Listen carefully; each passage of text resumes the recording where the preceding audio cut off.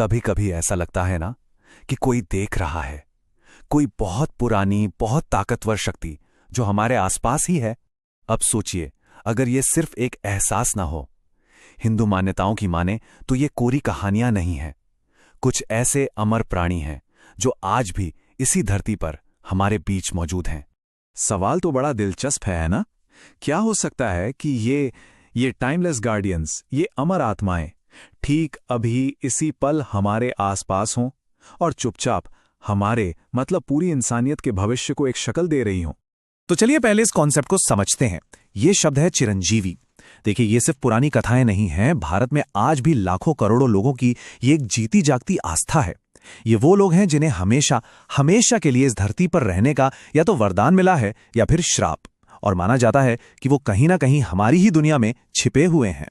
लेकिन एक बात समझना बहुत जरूरी है, ये कोई सुपर हीरो नहीं है। इनकी अमरता इनकी पर्सनल पावर के लिए नहीं है, नहीं, ये एक बहुत बड़े, एक कॉस्मिक मकसद से जुड़ी हुई है। हर चिरंजीवी अपने आप में एक सिद्धांत है। कोई भक्ति का प्रतीक है तो कोई कर्म का और कोई न्याय का। तो चलिए सबसे पहले मिलते हैं हमारे पहले अमर व्यक्तित्व से, एक ऐसे अमर जिनकी अमरता अटूट विश्वास और भक्ति से कमाया हुआ एक तोहफा है। जी हां, हम बात कर रहे हैं भगवान हनुमान की। संकट मोचन, शायद सभी अमरों में सबसे ज्यादा प्यारे और पूजनीय। उनकी कहानी हमें बताती है कि सच्ची भक्ति असल में समय के हर बंधन को तोड़ सकती है। रामायण की कहानी तो हम सब जानते हैं। हनुमान जी ने अपनी जबरदस्त ताकत और बुद्धि से भगवान राम की सेवा की, लेकिन जब धरती पर भगवान राम का समय पूरा हुआ तब हनुमान जी को एक चॉइस मिली और उन्होंने यहीं इसी धरती पर रुकने का फैसला किया। पर सवाल ये है कि क्यों? इसका जवाब बहुत सीधा है।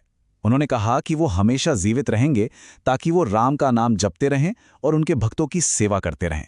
मतलब उनकी अमरता पूरी तरह से उनकी भक्ति और अपने भक्तों की रक्षा के मिशन का नतीजा है। वो ताकत और सेवा का एक जीता जागता प्रतीक है जो आज भी उन लोगों के साथ हैं जो उन्हें दिल से याद करते हैं।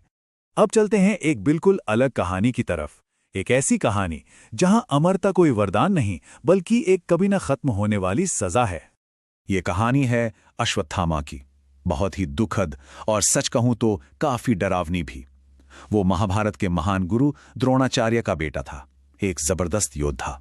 लेकिन उसने एक ऐसा भयानक गुनाह किया जिसने उसकी किस्मत पर हमेशा हमेशा के लिए ताला लगा दिया। महाभारत के युद्ध में अश्वत्थामा ने सारे नियम ताक पर रख दिए। बदले की आग में वो इतना अंधा हो गया कि उसने पांडवों के 5 सोए हुए बेटों को मार डाला। सोचिए, सोए हुए, निहत्थे। ये एक ऐसा पाप था जिसे ये कायनात कभी भुला नहीं सकती थी। और इसके बाद जो हुआ वो रोंगटे खड़े कर देने वाला था। भगवान कृष्ण ने उसे श्राप दिया। उन्होंने अश्वत्थामा के माथे पर लगी वो दिव्य मणि निकाल ली जो उसे हर चीज से बचाती थी, और उसकी जगह छोड़ दिया एक ऐसा घाव जो हमेशा रीसता रहेगा। अब उसकी अमरता दर्द, अकेलेपन और पछतावे की एक अंतहीन सजा बन गई, एक ऐसी सजा जिसकी कल्पना करना भी मुश्किल है। तो देखिए, ये 2 कहानियां अमरता के 2 बिल्कुल अलग अलग चेहरे दिखाती हैं। एक तरफ हनुमान जिनकी अमरता भक्ति का जश्न है, और दूसरी तरफ अश्वत्थामा जिसकी अमरता कर्मों के फल का एक डरावना रिमाइंडर है। एक सेवा करने के लिए जीता है तो दूसरा सिर्फ दुख भोगने के लिए। और बात सिर्फ कहानियों तक सीमित नहीं है। सदियों से भारत के अलग अलग हिस्सों से ऐसी खबरें आती रही हैं।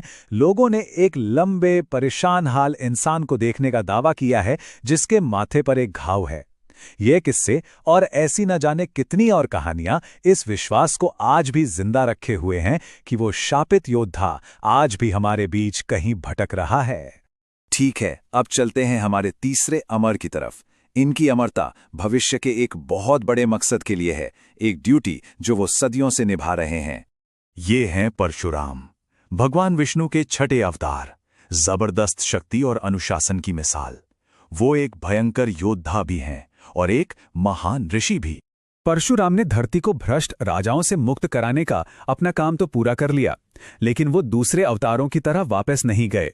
माना जाता है कि वो आज भी महेंद्रगिरी पर्वत पर, जो कि एक असली जगह है, गहरे ध्यान में बैठे हैं और इंतजार कर रहे हैं एक खास मकसद के पूरा होने का। उनका काम अभी खत्म नहीं हुआ है। वो इंतजार कर रहे हैं कल्कि का, यानी इस युग के आखिरी अवतार का, ताकि वो उसे प्रशिक्षित कर सकें। तो परशुराम की अमरता एक बहुत बड़ी कॉस्मिक टाइमलाइन का हिस्सा है। वो अतीत को भविष्य से जोड़ने वाली एक कड़ी हैं और इस बात का प्रतीक हैं कि बुराई से लड़ने की तैयारी हमेशा रहनी चाहिए। तो भक्ति, कर्म और कर्तव्य की ये 3 कहानियां आज की दुनिया में हमारे लिए क्या मतलब रखती हैं? देखिए, हर अमर एक बहुत पावरफुल कॉस्मिक आइडिया को दिखाता है।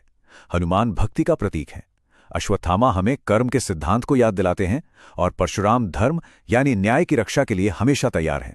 ये सिर्फ कहानियों के किरदार नहीं हैं, ये वो सिद्धांत हैं जो हमेशा रहेंगे। और यही वजह है कि ये कहानियां आज भी जिंदा हैं, क्योंकि ये उन चीजों से जुड़ी हैं जो हम सबके लिए मायने रखती हैं। Universal human values. ये हमें याद दिलाती हैं कि हमारे फैसले, हमारी आस्था और न्याय के लिए हमारी लड़ाई, इन सब का एक गहरा और हमेशा रहने वाला असर होता है। तो आखिर में ये तीनों अमर हमारे सामने एक बहुत गहरा सवाल छोड़ जाते हैं। अगर हमारे काम, हमारी बातें हमेशा के लिए इस दुनिया में गूंजती रहेंगी, तो हम अपने पीछे कैसी गूंज छोड़ना चाहेंगे? भक्ति की विरासत या कर्मों का बोझ या फिर न्याय का इंतजार? फैसला हमारा है, हमारी अपनी गूंज